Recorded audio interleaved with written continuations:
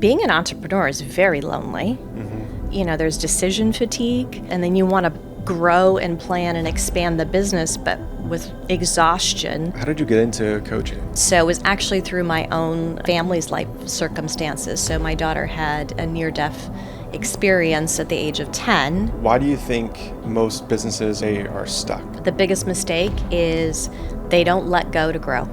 So they don't hire outside advisors. Doing everything yourself is being strong, but actually it's smarter to, have a mentor, have an outside advisor, somebody that's already walked the path that you've done. Ultimately, what really makes me happy and lights me up is helping them to have the time freedom to be able to spend with their family. Welcome to Palm Harbor Local, the show about the active, outdoor, and healthy lifestyle that defines life here on Florida's Gulf Coast. I'm your host, Donnie Hathaway, and today I'm sitting down with Stacy Peasall, a business coach and trainer with ActionCOACH Tampa Bay. And we're having a real conversation about wellness, business ownership, and how building the right systems can give you more time, less stress, and a better life outside of work. Let's jump in. Stacy, welcome to the podcast. Thank you so much for having me, Donnie. I'm thrilled to be here. Yeah, I'm excited to chat with you, and your experience, your background and stuff is pretty vast. So one, you're a business coach, and that's kind of your main role right now, I believe, correct? Yes, that's correct. You're a speaker, a trainer, an author, and then a founder of a women's community. Yes, the Wise Women's Community. Yeah. Yes. So of those kind of titles, which one are you most proud of? Ooh, that's a challenging question. I love a good challenging question.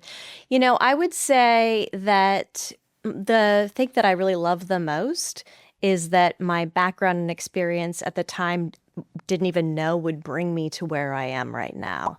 So when I went to college like, am I going to do marketing? Am I going to do psychology?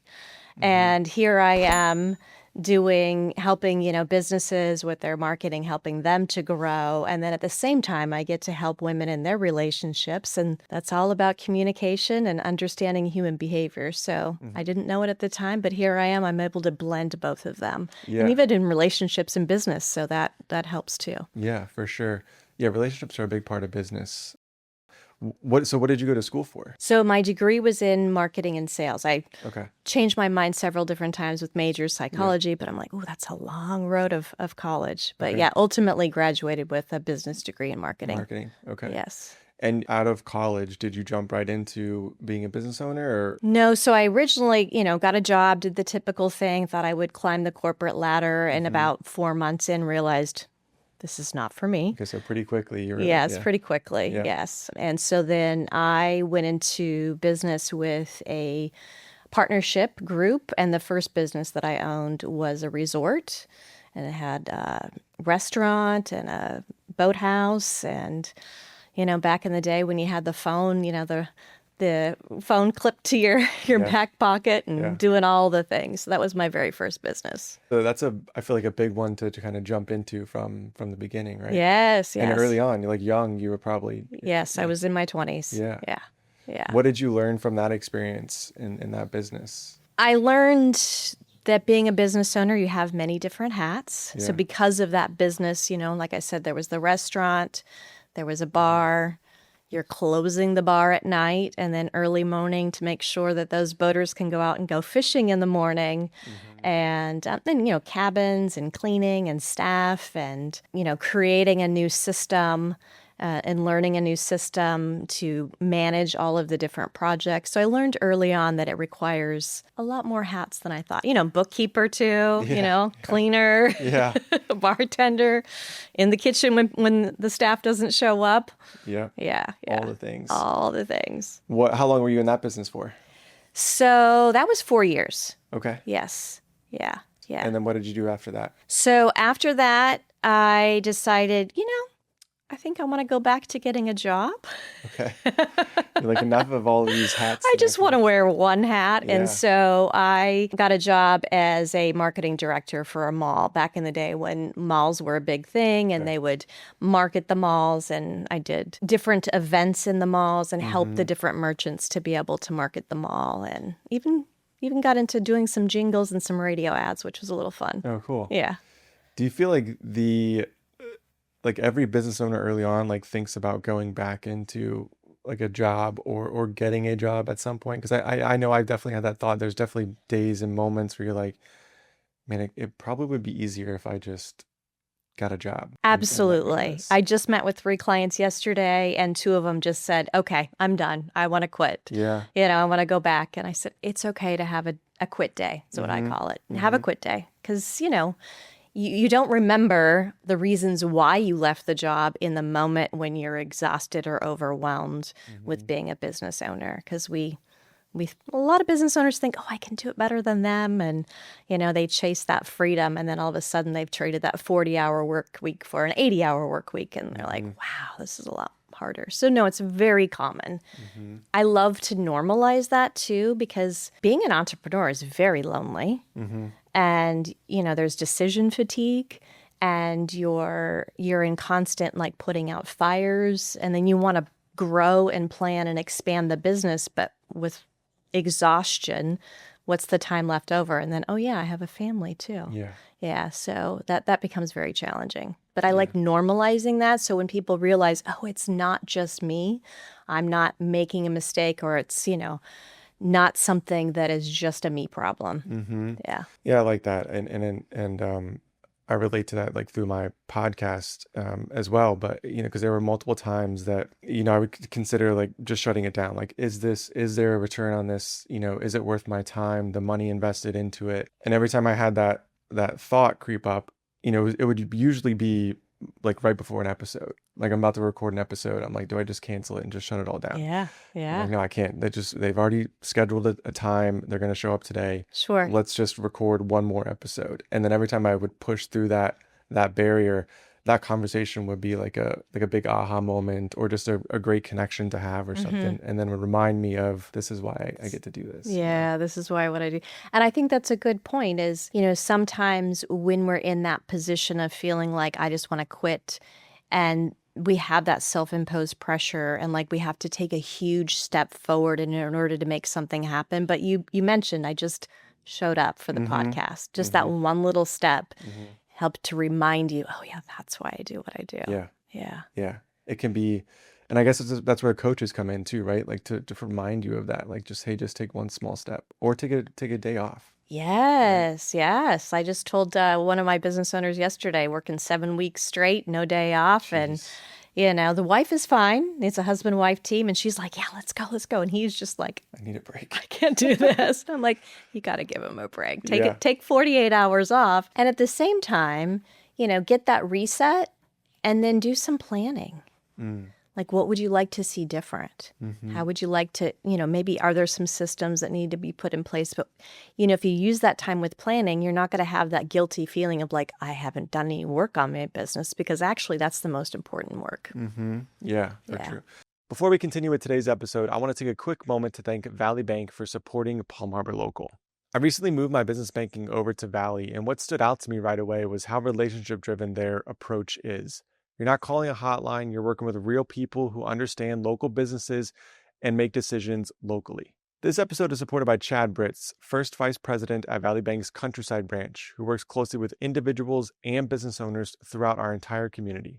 If this kind of local, relationship-driven banking matters to you, you can learn more at www.valley.com or email Chad directly at cbritts@valley.com. So you went back into marketing. Yes. Right. How long were you in that? And did you ever get back into being a business owner? Yes, I did. Okay. Yes. So you're like, yes, right, I did. The itch was still there. Yeah. So life transition, I got pregnant while I was there. And then I decided I wanted to be a stay-at-home mom. I was going to continue to go back to work, but, I had that beautiful baby girl, and I was like, this is fun. Yeah, this is good. So I took a few years off just to really spend and take care of her and just enjoy the moment, which was great. Cool. And then I started getting a little antsy, feeling like I needed to do something. And I was going through the newspaper, and I decided I did not want to go back and work for someone else. And so I remember this thought, which looking back, I'm like, oh, I can't believe I said this. But I said, I just want to buy myself a job. So I bought a toy store. Okay. Never run a toy store in my life. Interesting. Never done retail. And it was a whirlwind experience. So much fun. Of course, my daughter loved it. She was like 4 at the time. Heaven. So, she was our inventory control, tester of the toys. And so she loved that. And it was great. And so the reason why I say that mistake of I just want to buy myself a job, I had such a small mindset. And that's exactly what I did is I bought myself a job. I didn't buy myself an asset that I could grow that would allow me to have, a future, allow me to have maybe a different business, allow me to invest in real estate or other things. So I had a really small mindset on buy myself a job. And I did. I was an owner, operator.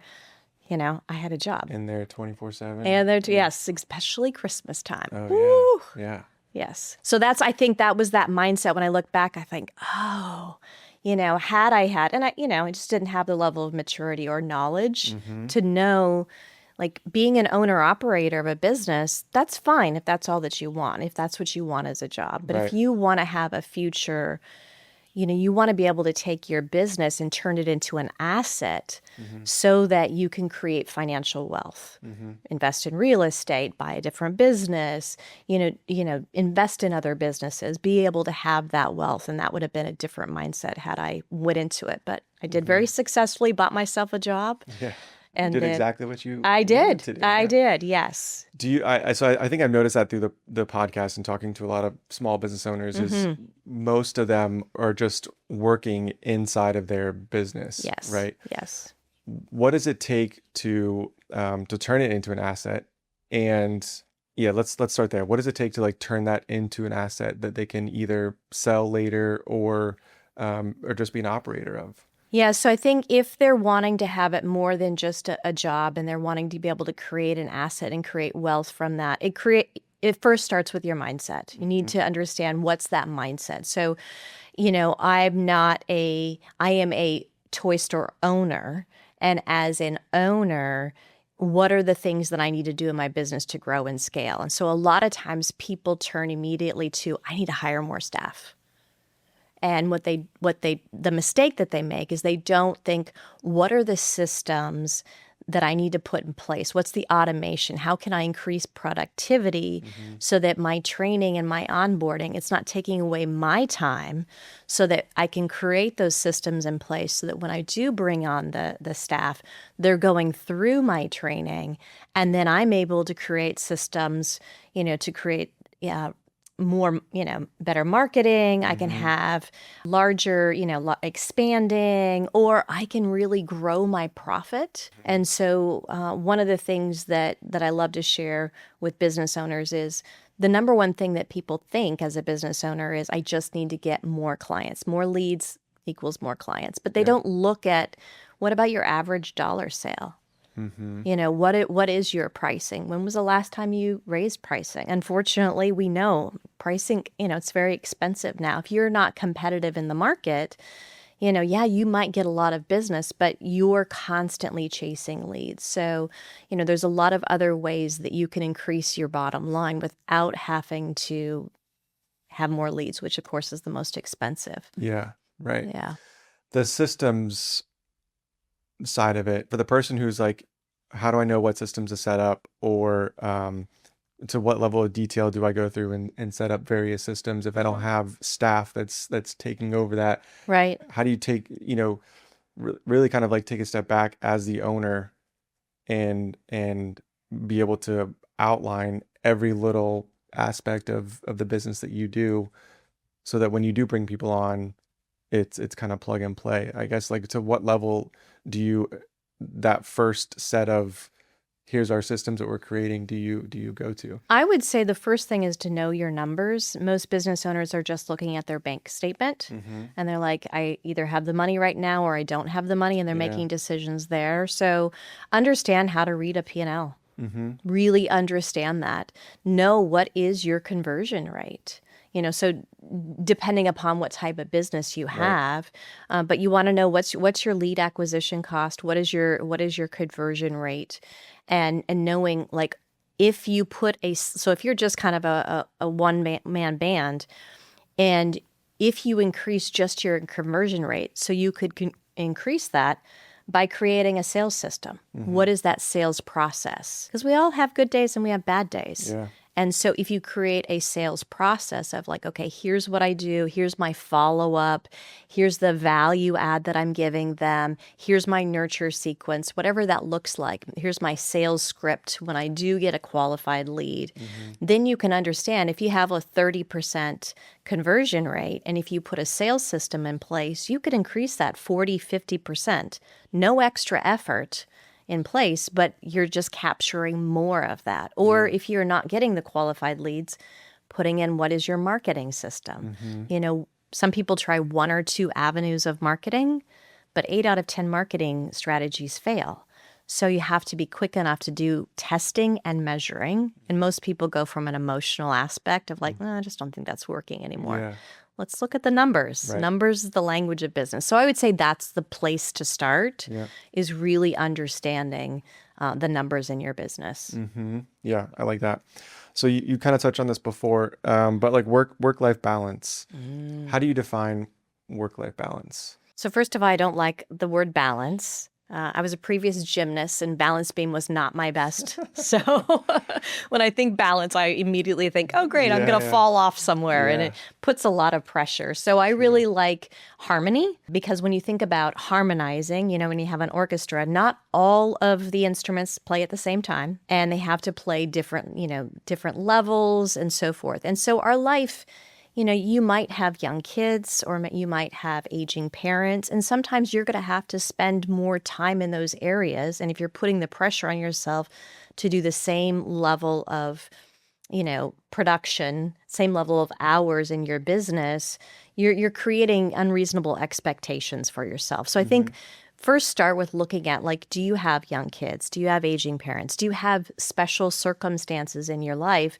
And then looking at what are your priorities? What are your values? And then how can you be efficient with your time? And then also, when you're scheduling your time, most people just schedule appointments. Yeah. But what about scheduling your time? Yeah. Your self-care time.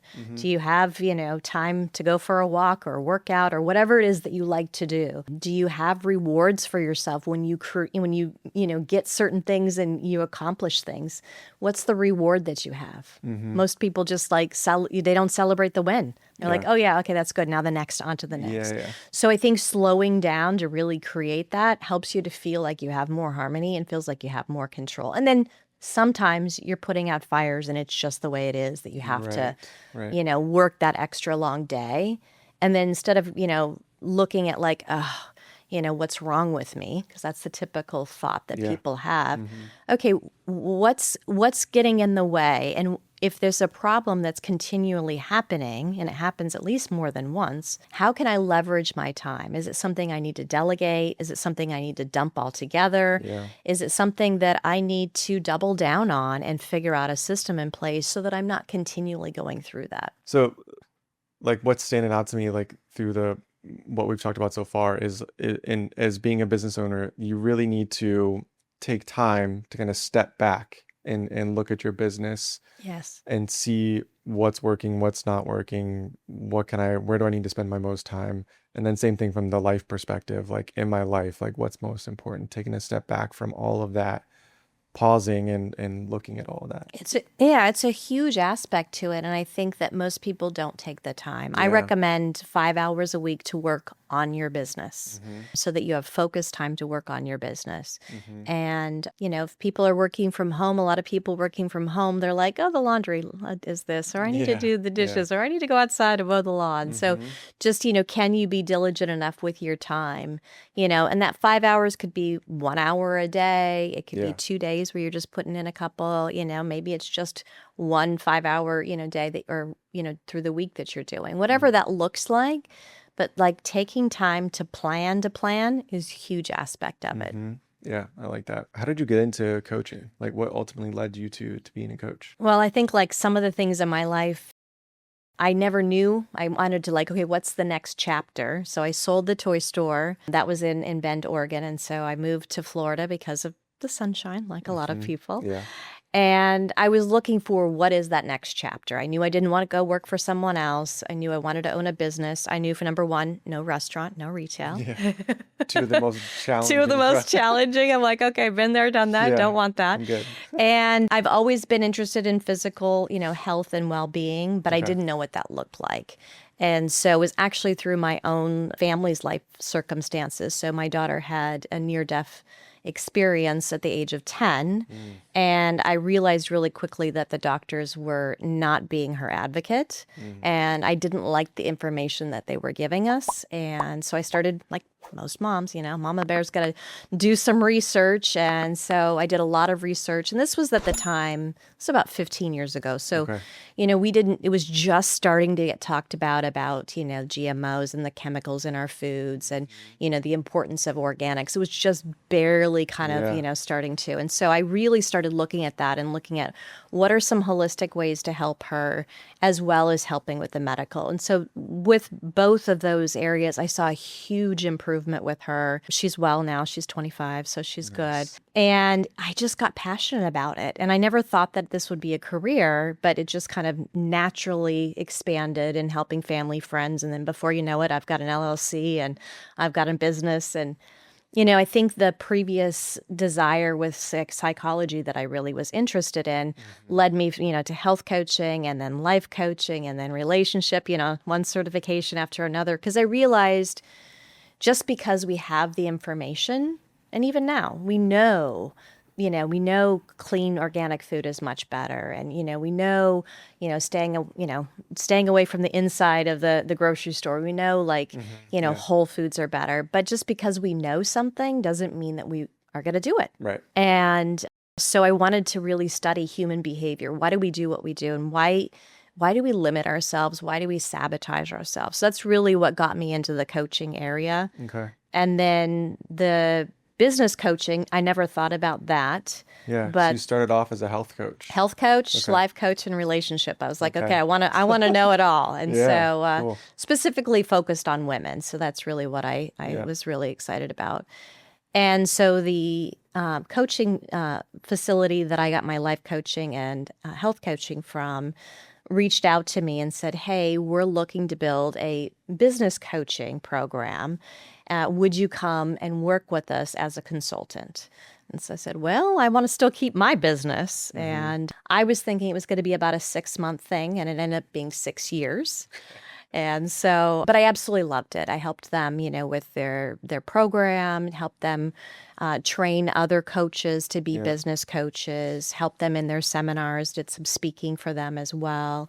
And it was just a fantastic experience because I felt like I could truly make a difference from these brand new entrepreneurs that didn't know what to do. Yeah.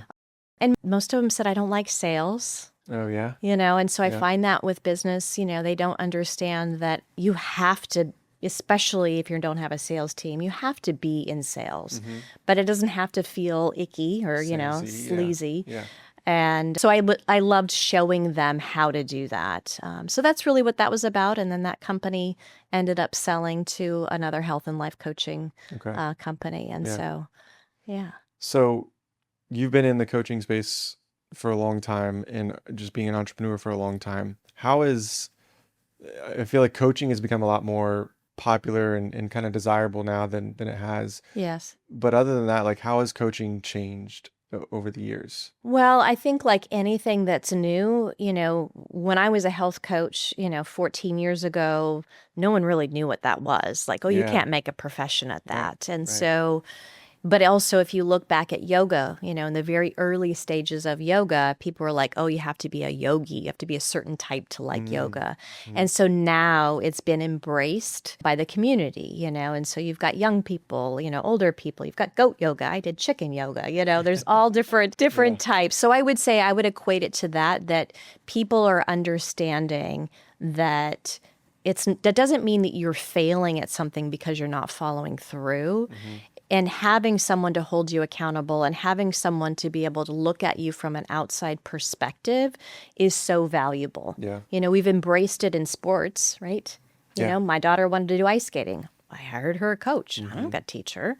Yeah. So, we've embraced it in the sports arena. And so I think we've embraced it more and more of like, oh, life coaching or health coaching, because we have a desire, but we're busy and we can't expect ourselves to be an expert at everything. And just Right. like business coaching, if you're the owner operator and you're doing plumbing or a toy store or whatever it is that you're doing, you're an expert in your field, but you also have to become an expert business, Yeah. a business to be able to help and grow the business. And so that's challenging with the limited amount of time. And so when you hire an outside resource advisor, they can see things that you can't see in your business because they're not emotionally attached. Right. Yeah. Yeah. I heard Sharon Srivatsa used to be the president of Real Broker. He's always had a coach, and even to this day, and he's got a coach. But he would find somebody that was doing something that he wanted to learn more about, Yes, and then he would just go and hire them and be like, "I want you to be my absolutely. coach and help me out and help Yeah. me learn this new skill or trait or whatever it is." Yeah. You know? I highly recommend because I think, when we're younger, we have this like badge of honor of like, can I'm going figure to it do out it myself. myself. Yeah. Yeah. And Yeah. it's, doing everything yourself is being strong, but actually it's smarter to, have a mentor, have an outside advisor, somebody that's already walked the path that you've done. And they don't have to necessarily be an expert in your field, like real estate or, toy store or whatever that may be, but having the knowledge about the business basics of what it takes, because business is business, whether it's a nonprofit or whatever type of industry it is, there's still some basics that you need to do. And there's some blind spots that a lot of times owners just don't see. Yeah. So if you're getting into business today, you were starting your own business, do you think it's beneficial to hire a coach from day one of like, you're fresh in business, obviously funds are Right. limited, Yep. that's the challenging part there. Yeah. So, I mean, yes. So we've got, depends on what your financial capability is. Yeah. So sometimes when people start businesses, they have an investment capital. Yeah. And, so if you're not bootstrapping it, Right. then yes, I would absolutely recommend because it's going to save you time and ultimately money. So as a business coach, we look at it like marketing. You should get an ROI on your investment. This should not cost you money. Yes, it'll, be an investment, but you should get a return. And so that's what that's about. So if you want to have a quicker return, less headaches, have a little more time freedom and speed up the process, absolutely. Can you do it on your own? Yes. It's not a matter of whether you can do it. It's like, what's the level of effort and time Yeah. you're willing to put into it? Right. And so for those that are bootstrapping it, I would say, look at some of the experts. Look at the ones that, are out there. There's so many great experts that I could recommend. I would say for someone starting out, read E-Myth. It's a great book. It helps you understand. You've got the owner, the operator, the entrepreneur, the manager, Yeah. all those different hats. So you have to understand that process and really study and understand your numbers. You don't have to be an accountant, just learn how to read a P&L, learn what the importance of things so that you can do it from the beginning smarter and then bring in a coach. Yeah. I like that. That's good advice. So going back to coaching, what is your goal of when you're working with somebody and starting to work with a business? Like what's the goal of working with them and coaching? So I think primarily most of the business owner's goal is they want to make more money. Yeah. And I love being able to help them do that. That's wonderful. But ultimately what really makes me happy and lights me up is helping them to have the time freedom to be able to spend with their family. Because this is what it's about. This is Yeah. why we do what we would do. And so, I had a business owner that went away for a week skiing, in Tahoe, and she hasn't done that in a while. And just being able to unplug. And before she left, I said, "You're good. Like everything's solid in your business. Like go have fun. Don't take your laptop, unplug, and she was able to. Yeah. And being able to see that, spend the time with the family or having dinner at 6:00 again, Yeah. it's a big deal. Yeah. So that's what I really love Yeah. is helping That's them cool. to get that. I think that's a big part of it. People, they get into business and think it's just going to be long hours, long days, and that's just the norm. And maybe that goes back to like what we were talking about before, where most people are just working a job inside of the business that they've created. But to really be able to step out of that job and kind of work your 9 to 5 or whatever your schedule is that you Yep. determine and have that time with the family and stuff is pretty neat. Yeah, it's huge. And the first few years, yeah, it's got to be like that. I mean, that is, but if you're in year 3 and you're still doing that, that's a warning sign. If you're still working the long hours, you don't have time to work on your business, you don't have a growth strategy, you don't have systems in place to be able to help your team or your sales or anything of that's a warning sign. Just like the car dashboard has warning signs, pay attention to that, please. Yes. Because I've met with a business owner, and it's so common. She's been in business for 20 years and she's never taken a paycheck. Oh, wow. I'm like, oh, we need to work on that. So if you're not paying yourself, like, Mike Michalowicz and From Profit First, you need to, that's a great book too, by the way. So, Yeah, Profit First. but you need to be paying yourself. That's the whole point. Right? Yes, absolutely. Yeah, I like that. I want to wrap up with this kind of question here. Why do you think most businesses, or, like the lady you just mentioned, why do you think they are stuck and don't ever grow or get to the level that they expect to kind of get to? The biggest mistake is they don't let go to grow. So they don't hire outside advisors. And not just coaches. So I want to, add in, a bookkeeper. Right. Just somebody simple like that. Tax strategist to help you with that. There's so many different ways that you can be increasing your profits if you're able to let go. But most business owners say, this is my baby, and they want to like hold it on tight. But we know, just like children, we have to let them go. Yeah. And so if you can let go, it's going to help you to grow. Yeah, I like that. That's a hard one, but it's very hard. important. Yes, Yeah. yes. And so you're with ActionCOACH Tampa Bay now, right? Correct. How yes. long have you been with them? So a little over a year. I'm going on a year and a half. Okay. What had attracted you to ActionCOACH? So after I left the other company, I stayed with my business and continued to do that. And one of the things that I realized post-COVID was I missed being around people. I had been virtual. I was doing Zoom long before, the Zoom was a pandemic. thing, Yeah. So I've been doing that for a long time. I missed people. I missed the face-to-face. And I wanted to kind of turn back the dial of time, and I wanted to find an organization that helped businesses, because I loved business coaching. So that's one of the first, I knew that's what I wanted to do. I did not want to open up my own business from that because I already had the relationship business. And there's been so many online business coaches that popped up post-COVID. Yeah. And I didn't want to be part of that sea.